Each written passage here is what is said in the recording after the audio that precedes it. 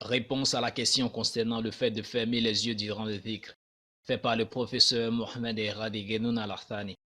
Doublage de voix par le secrétariat du Cheikh Deswatara Niélé, en Côte d'Ivoire. Au nom d'Allah, le tout miséricordieux, le très miséricordieux, que la prière, le salut et la bénédiction d'Allah soient sur Sayyidina Mohammed ainsi que sur sa famille et ses compagnons.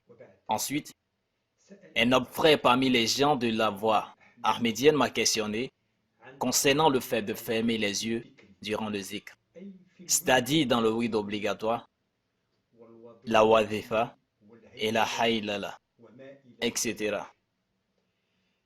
Il m'a demandé s'il y avait des écrits authentiques concernant ce sujet, et il a insisté pour que je réponde à sa question, en me disant qu'une certaine personne se revendiquait être parmi les savants, lui a dit qu'il était impossible d'arriver à se concentrer lors du zikr en ayant les yeux ouverts, et qu'il incombait aux disciples de fermer les yeux durant le zikr, afin que la présence du cœur qui est demandée lui parvienne. Je lui ai dit, même si le fait de fermer les yeux durant le dhikr fait partie des préceptes chez certaines voies soufis, cela est une chose étrangère à la voie Tijaniya,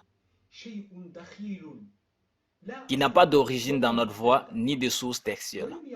Il n'y a pas un seul savant ou juriste de cette voie qui prônait pour la fermeture des yeux lors du dhikr.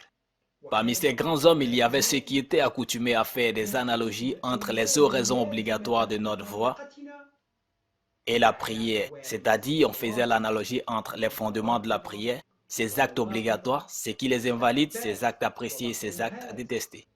Mais en tendant vers un peu plus de souplesse dans les oraisons par rapport à la prière en fonction de la situation.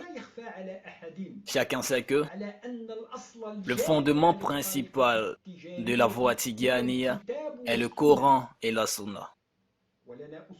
Et nous avons un exemple dans le messager d'Allah, prière et salut d'Allah sur lui. Il n'a jamais été rapporté qu'il fermait les yeux, ni en prière, ni durant le dhikr. C'est effectivement cela la voie authentique qu'il faut suivre. Et c'est cette voie que notre cheikh Abi al-Abbasi Tijani, satisfaction d'Allah sur lui, suivit, ainsi que ses grands compagnons. D'autant plus qu'ouvrir les yeux durant le dhikr n'empêche pas la concentration. Au contraire, c'est même cela l'essence de la concentration et de la crainte révérentielle. Et cela permet aux disciples d'obtenir la présence du cœur qui est l'âme du dhikr, son secret et son objectif.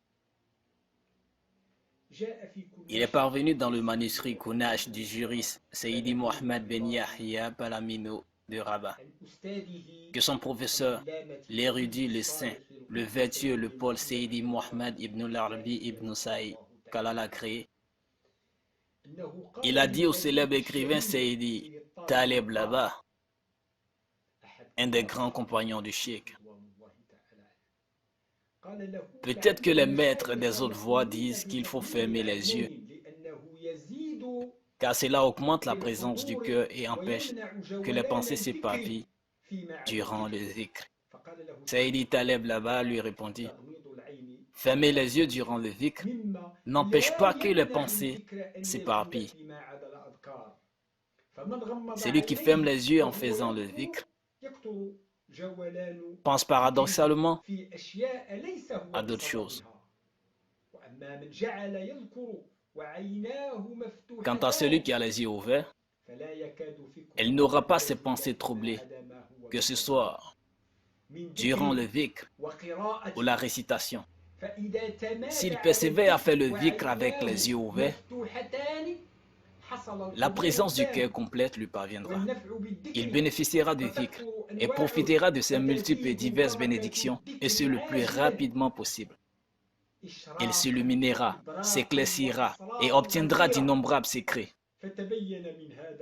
Ainsi, le fait de fermer les yeux est étranger à notre voie. Et c'est en fait quelque chose d'intrus à notre voie. La plupart de ceux qui ont prôné l'importance de fermer les yeux durant le dhikr se sont appuyés sur les paroles de l'imam al-Sahili, sachant que c'est une référence dans le domaine du soufisme et de ses convenances. Il a dit dans son célèbre ayat, « Fermer les yeux lors du wird est obligatoire, ainsi que le fait de se cacher la tête avec modestie au centre du giron. » Et c'est ce à quoi il fait référence dans son livre Bouriyat al-Salik, lorsqu'il dit que fermer les yeux durant le dhikr unifie toute la pensée, pour se concentrer sur les significations des dhikr et découvrir le cœur de son secret. Il ne fait aucun doute que les pensées divaguent de plusieurs branches selon les préoccupations de la personne qui parviennent à travers ses sens. Et chaque branche occupe une certaine place dans la pensée. Cet avis est attribué à l'imam al-Sahili.